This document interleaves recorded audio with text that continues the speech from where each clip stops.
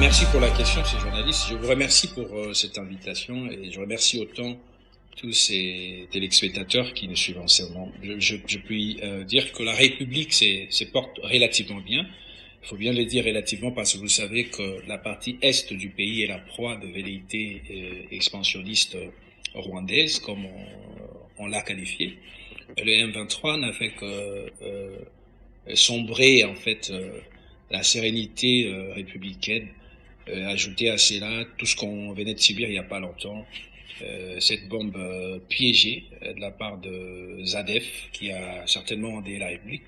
Et au-delà de ces côtés noirs, je peux me dire que toutes les instances institutionnelles de la République fonctionnent relativement bien. On peut se permettre de dire que ces bravoures du chef de l'État dans le but de pouvoir stabiliser la situation nous donnent en tout cas espoir et sinon du courage pour ainsi dire à haute voix que la République se porte relativement bien.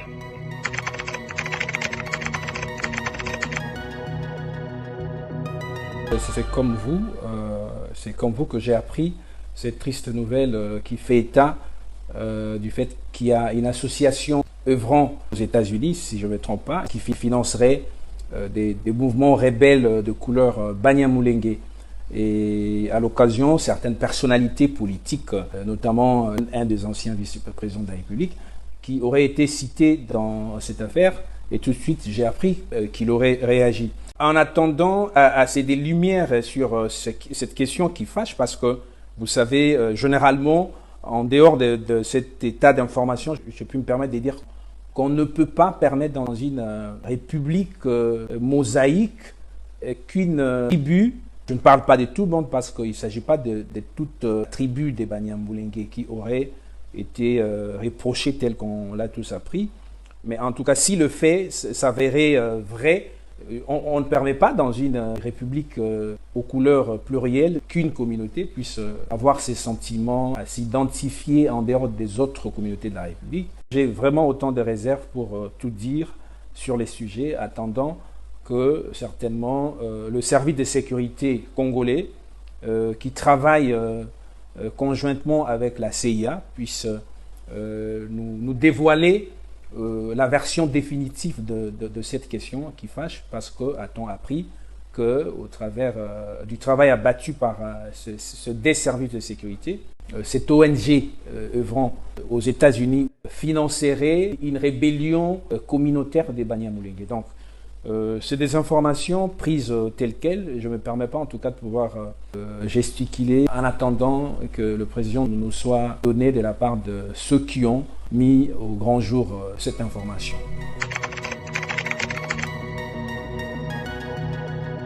Malgré les forces régionales, malgré ces cahiers de charge impartis au M23, ces mouvements rebelles, ces mouvements appuyé par le Rwanda, n'a pas su respecter les cahiers de charges au vu de ses programmations. Il est tout à fait normal qu'à l'instant que le Congolais réalise le fait que ces forces régionales n'ont été qu'une leurre, comme l'a qualifié l'armée, une leurre parce que la manœuvre a consisté au fait qu'il fallait piéger les Congolais et créer cette ouverture qu'on a qualifié de zone tampon. Donc, et on constate que depuis l'avènement des forces régionales de l'EAC, on a assisté à une sorte de refroidissement de cette chaleur nationaliste qui allumait les Congolais sous impulsion du chef d'État, parce que vous savez, le président de la République en a appelé au réveil patriotique de manière à éradiquer ces phénomènes qui n'a fait que perdurer. Ce réveil, cette flamme qui allumait le Congolais, on a parlé même de la militarisation du processus académique, parce que nos jeunes devaient parcourir ces côtés militaires dans le cadre de leur processus académique. Tout cela a été suite à cet appel au réveil patriotique tel que lancé par le chef de l'État. Cette chaleur a pu finalement entrer en somnolence au vu de cette intervention, au vu d'intervention de forces régionales qui n'ont fait que, n'est-ce pas, nous distraire. Les forces régionales, en d'autres termes, ne sont qu'un moyen de diversion des Congolais. Et je suis très confiant, espérant que le président de la République l'a vraiment compris. Et en ces jours, on sent sans nul doute cet empressement à la mise en branle, si vous voulez très bien, à la mise en œuvre de ces mécanismes militaires congolais dans le but de pouvoir reprendre la psychologie que le Congolais avait autrefois au travers des prouesses manifestées par nos forces militaires qui certainement avaient une certaine emprise sur le rebelle. Donc je suis d'accord avec vous que le cahier de charge tel qu'imparti par la communauté des États d'Afrique de l'Est n'ayant pas été respecté par le M23, l'armée congolaise ne peut que, sans aucune autorisation, parce que il s'agit de l'armée congolaise, je l'ai dit, cette armée ne peut que faire tout ce qu'il y a nécessaire pour finalement imposer la paix dans tous ces côtés de l'Est du pays qui n'a été qu'endeuillé depuis plusieurs années.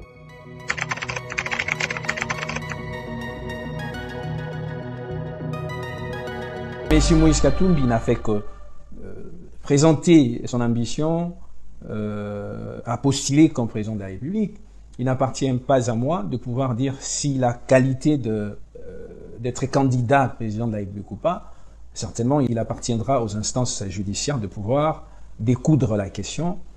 A-t-elle la nationalité congolaise? Oui, mais s'il y a des questions qui fâchent, moi je ne me permets pas de pouvoir dire un mot, d'autant plus que la CENI est là et les instances judiciaires seront établies pour dire quel est le candidat qui a le droit de pouvoir postuler et quel est ce candidat qui n'en a pas.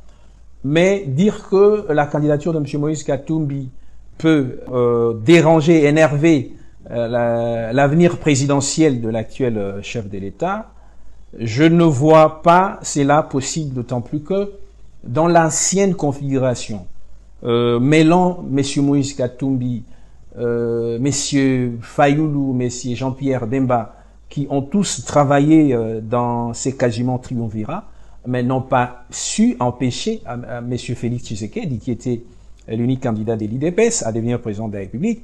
Et dans la configuration actuelle où je vois cette diversification d'opposition rimant à une sorte de saucissonnement, où l'on voit M. Fayoulou de son côté avec M. Matata Mponyo et les autres, M. Katumbi préfère aller seul avec ensemble.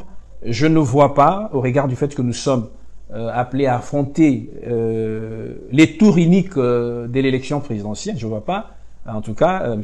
Moïse Katumbi avoir cette capacité de pouvoir énerver cet avenir présidentiel de l'actuel chef de l'État, qui me paraît évident. M. Félix Tshisekedi, regarde ce qu'il fait, de ses défis par rapport à l'Est. Vous savez, l'avantage, c'est d'avoir un président de la République qui a les mêmes aspirations.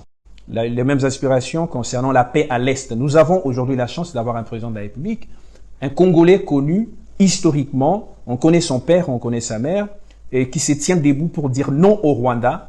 Rwanda que l'on n'a pas su tutoyer autrefois. Nous tremblions pour tutoyer le Rwanda. Aujourd'hui, nous avons un président de la République qui en a appelé à ses flammes contre ce que les autres avaient appelé la rébellion, mais il s'agit plutôt d'une agression de la part du Rwanda.